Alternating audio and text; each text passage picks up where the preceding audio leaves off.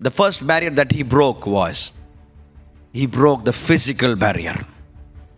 He was a man, she was a woman, and hence, when we look at that conversation and discussion, Jewish people will never consider this as a normal discussion. But Jesus Christ broke that barrier, that physical barrier. In Christ, it is about equality. See, during those days, women were never considered as equal with men. ஆண்களுக்கு சமமாய் பெண்கள் இருப்பது என்பதை அவர்கள் நம்பாத ஒரு காலம் அது. ஆனால் கர்த்தர் என்ன செய்கிறார்? முதலாவது சரீர பிரகாரமான தடையை தேவன் உடைத்தெறிகிறார். It is breaking physical barriers in your life, and God is bringing both man and woman equal before the throne of God. கர்த்தருடைய சிங்காசனத்துக்கு முன்பாக, கர்த்தருடைய சிலுவைக்கு முன்பாக எல்லாரும் சமநிலையில் தான் இருக்கிறோம். ஆமென். You can be the president of our country, you can be the last citizen of a country, and yet when you stand before Christ, all are equal. எல்லாரும் சமநிலை தான். Physical barrier உடைக்கிறார். ரெண்டாவது, God is breaking the social barrier.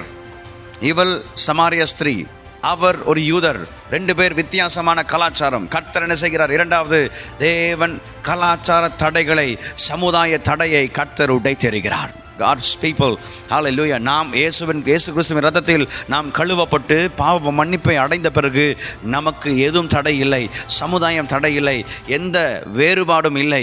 நாம் எல்லாரும் ஒருவர்கள், நாம் எல்லாரும் ஒரே தெய்வத்தை ஆராதிக்கிற ஒரே குடும்பத்தை சேர்ந்தவர் என்று சொல்லி கர்த்தர் நமக்கு சொல்லுகிறார். God broke that social barrier. ஆமென். கர்த்தர் சமுதாயத்தின் தடையை உடைத்தார்.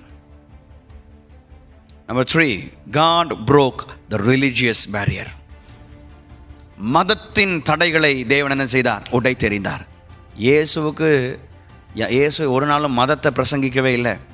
கிறிஸ்தவம் என்பது ஒரு மதம் அல்ல, கிறிஸ்தவம் ஒரு மார்க்கம். கிறிஸ்தவர்கள் யாரும் மதம் மாற்றுகிறல்ல. It is something related with the mind, with the soul. மனம் மதம் அல்ல, மனம் சான்ற ஒன்று. Christianity is a relationship with God. இது தெய்வீக உறவு. தேவஜனமே, தேவன் அன்றைக்கு சமாரியா ஸ்திரீயோடு கூட பேசின அந்த சம்பாஷணை காண்பிக்கிற மூன்றாவது விஷயம், Jesus broke that religious barrier. Hallelujah. கர்த்தர் மதத்தின் தடைகளை என்ன செய்கிறார்? உடைத்தெறிகிறார். Even in your life, God is breaking barriers when you accept Jesus Christ. சமுதாயம் உங்களை ஏற்றுக்கொள்ளாமல் இருக்கலாம், கூட்டத்தார் உங்களை ஏற்றுக்கொள்ளாமல் இருக்கலாம். ஆனால் தேவஜனமே, இந்த உலகம் உங்களை தள்ளிவிடலாம்.